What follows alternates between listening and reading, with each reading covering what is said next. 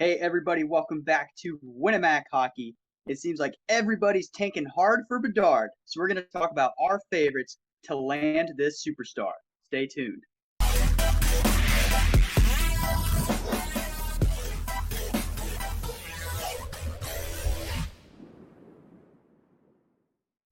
All right, everybody. So Connor Bedard is obviously an absolute legend and superstar in the making, and realistically, there's only a few teams that are going to have significant chances of getting him unless they win the lottery, which would just be absolutely insane with a player of this caliber. So, guys, let's talk about the teams that you think will most likely land Connor Bedard. Jake, we'll start with you. All right, so Dom, we can speculate that it's going to be Connor Bedard all the way to the 2023 draft. But then the day of, Connor Bedard's probably going to slip down to like number 4, and I'm referencing the team that I'm selecting here, and that's the Montreal Canadiens. And so they obviously had the number 1 pick this year. They did not take Shane Wright as we had anticipated. They take Slavkovsky, and so he's their star for the future, they can hope. I think that they go back to back here. And so let me talk to you a little bit about why I think that's the case.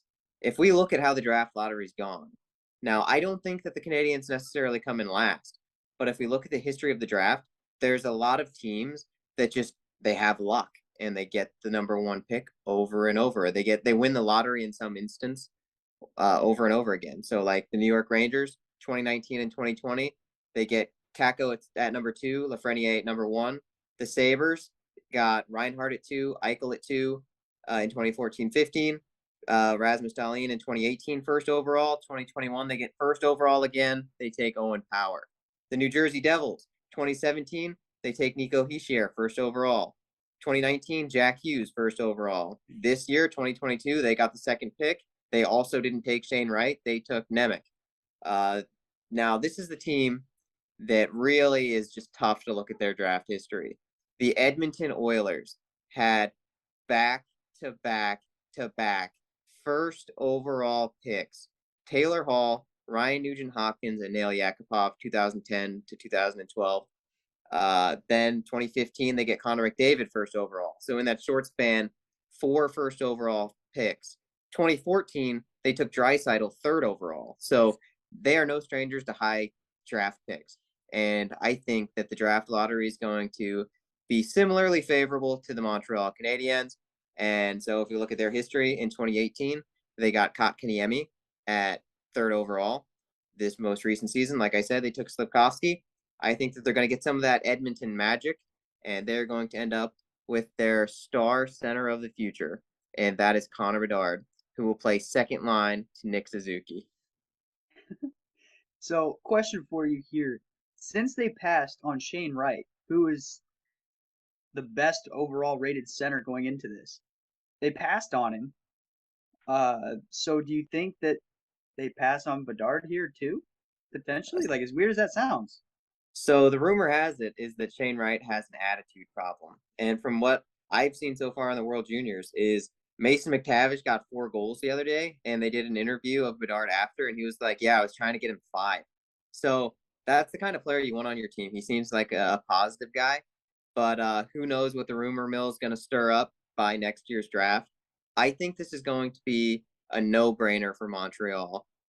Their second highest center prospect right now is probably Kirby Dach, who you guys could probably admit is not that ideal player. So Bedard would definitely be an upgrade there. I think that they have to take Bedard.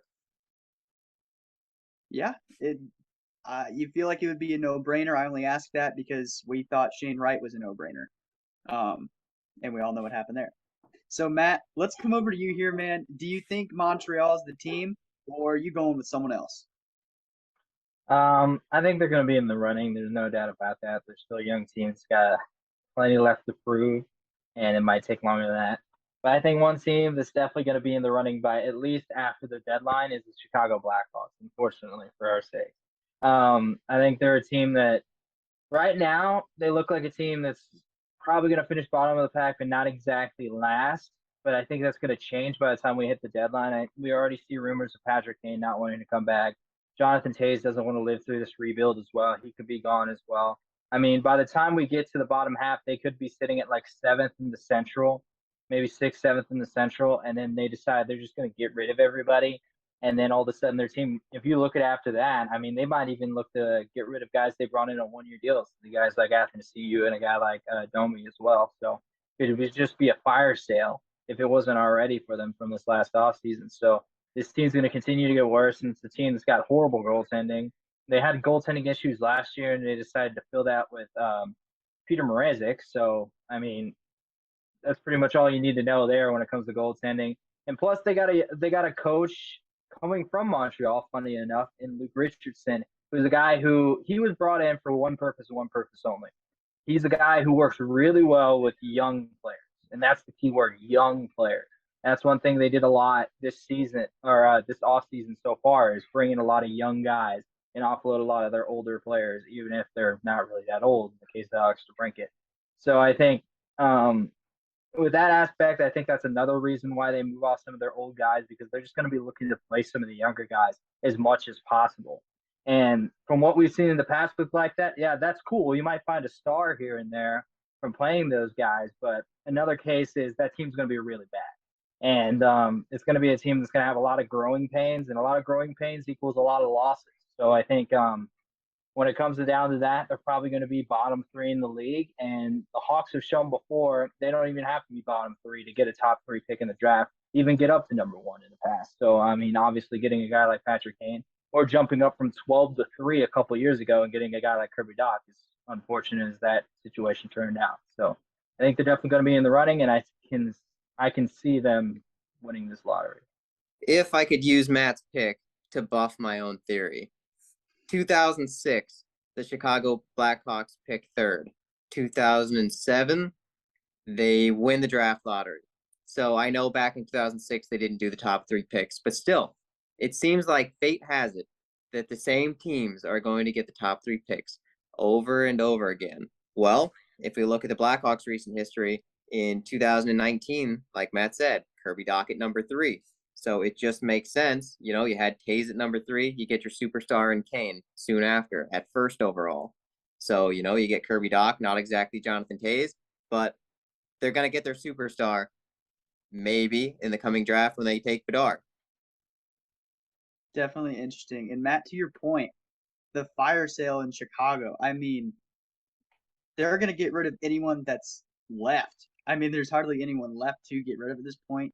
But like you said, these guys like Domi and Athanasiou that they brought in for sure are going to be guys that they trade at the deadline to acquire more picks. And if they don't win the lottery, if they can somehow trade up, I could see them trying to do that with a guy like Bedard on the line. But I don't know if the team is going to trade anything to get rid of, potentially taking Bedard. So yeah, that's definitely interesting, fellas. So with those two teams, we talked a lot about them. Are there other teams potentially that could be in the running for the sweepstakes? There's one team that I think you always have to consider is going to be bad enough to have a shot at it, and that's the Arizona Coyotes. But one thing you absolutely have to keep in mind is just because you are bad does not mean you will win the lottery. Their highest pick ever is 3rd overall. They've never had a number 1 or a number 2 pick. My theory is they can't afford the little draft ball, but that's just me. Yeah, I think that they're going to be up there in the running, but do I see them winning? No, it just doesn't happen. Sorry, Coyotes fans. Matt, how about you? Are there any other teams you think have a legit shot at getting Bedard?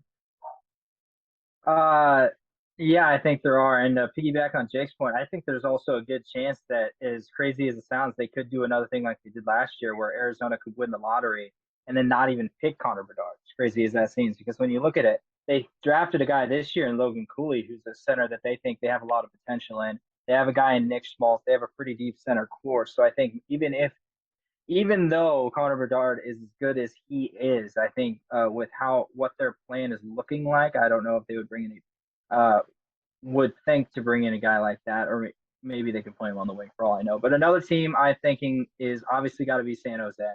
I mean, the San Jose Sharks, they're not good. They're a team that are really hopeful for some of their younger guys like William Eklund, who's a really good prospect for them. Probably going to get a lot of playing time this year in their lineup. Other than that, it's a lot of old dudes with not a lot of potential, and it's a mess all up and down the lineup. I mean, they got rid of the Brent Burns contract, which is nice, but it just seems like they have a lot of guys, and the scheme itself, it's a low scoring scheme, but their team isn't good enough to shut teams down. So it's like they're not really scoring any goals, but their shutdown scheme still gives up like 5 a game. So it's like it almost seems like they're kind of failing when it comes to this structure. And I think this is a team that's got a lot of problems, and they don't really have a lot of and they have a lot of holes as well, and they don't have a lot of answers to fill those holes. So I think that's a team that's definitely going to be up there, and it's definitely going to be a team that needs another good center as they look to like get rid of guys like a Couture, could be a guy who's on the move, or even like a Timo Meyer or some of their top guys they could get rid of in the future. And I think that's definitely a team that's going to be in the running for this one as well. And I think people question, like, why can't San Jose build a good team? They were just in the Stanley Cup final not too incredibly long ago. So you look at the team and you say, what is the problem here? And then there's Erik Karlsson just like counting his money in the corner. Like, why is everybody looking at me? So I think that's definitely a problem you just can't work around at this point. And I think San Jose is going to be in the number one overall odds discussion for the next several years to come.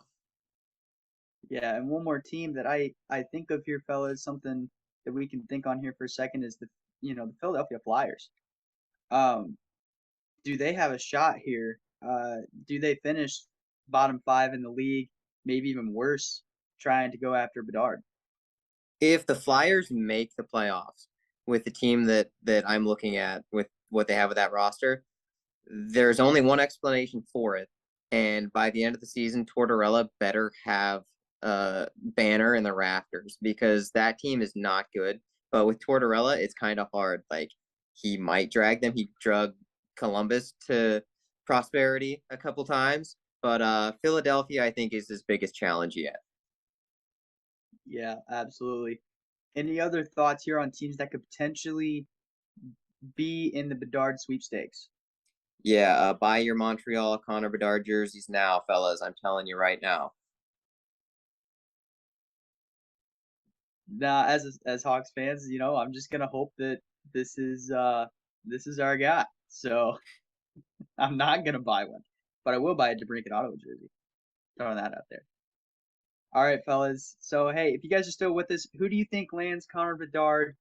Is it your favorite team? Do you hope it's your favorite team? Or do you agree with Jake or Matt here? Chicago, Montreal, or someone else? Let us know in the comment section below. And we'll see you next time on Winamac Hockey.